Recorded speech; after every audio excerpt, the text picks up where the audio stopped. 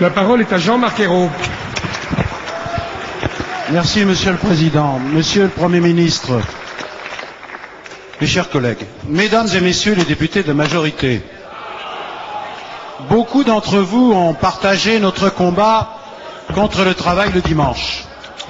Cette opposition avait conduit au retrait du texte et on nous présente aujourd'hui une nouvelle version que le gouvernement prétend à minima. Le travail dominical serait autorisé dans quelques zones seulement, sur la base du volontariat et de compensation salariale. Eh bien, c'est faux. La proposition de loi institue une généralisation totale du travail du dimanche dans toutes les communes touristiques. Les communes touristiques, cela représente plus de 6000 communes, dont les plus importantes en France. Cela englobe toutes les grandes agglomérations. Paris, Lyon, Marseille, Nantes, Toulouse, Rennes, Bordeaux, Strasbourg et même Vitré. Dans toutes ces villes, l'ouverture des commerces le dimanche sera de plein droit, sans aucune contrepartie pour les salariés. Il n'y aura pour eux ni volontariat, ni salaire double, ni repos compensateur. Ce sera une obligation qui, dans le cas d'un refus, sera passible d'un licenciement. Alors, Mesdames et Messieurs les députés de la majorité, ce texte, hélas, est une escroquerie sociale. 8 jours après le discours du président de la République au Congrès défendant le modèle social français, il porte atteinte à l'un de ses piliers, le repos dominical.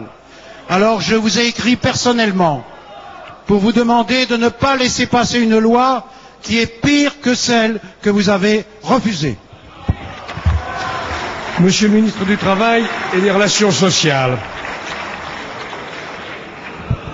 Merci, Monsieur le Président. Mesdames et Messieurs les députés, Monsieur le Président Ayrault, pourquoi ne dites-vous pas la vérité aux Français? Pourquoi voulez-vous faire croire que le projet de loi qui va être examiné la semaine prochaine veut généraliser le travail le dimanche? C'est faux. Le projet de loi que nous allons examiner la semaine prochaine va voir à quel motif, dans quelles circonstances, précisément, il est possible de déroger au principe du repos dominical. Et vous présentez de telle manière que vous voulez créer un faux débat, alors que nous voulons répondre à des vraies questions. Et ces questions, d'ailleurs, elles se posent déjà. Ne faites pas semblant, Monsieur Ayrault, de l'ignorer, elles se posent déjà.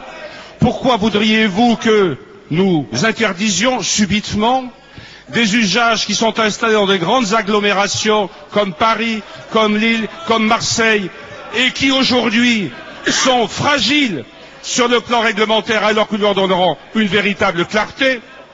Pourquoi ne voulez-vous pas que nous donnions de la clarté aussi au statut des salariés qui sont dans la situation d'avoir à travailler le dimanche sans que nous leur donnions une garantie et de liberté et de salaire qui correspondent à cette tâche nouvelle qu'ils choisiront volontairement?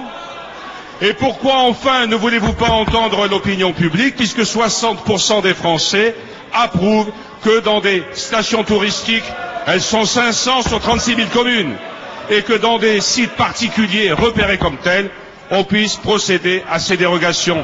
Ne faites pas peur aux Français lorsqu'il s'agit tout simplement de mettre de l'ordre dans un système que par ailleurs ils approuvent. La parole est à Jean-Claude Guibal. Monsieur le Président,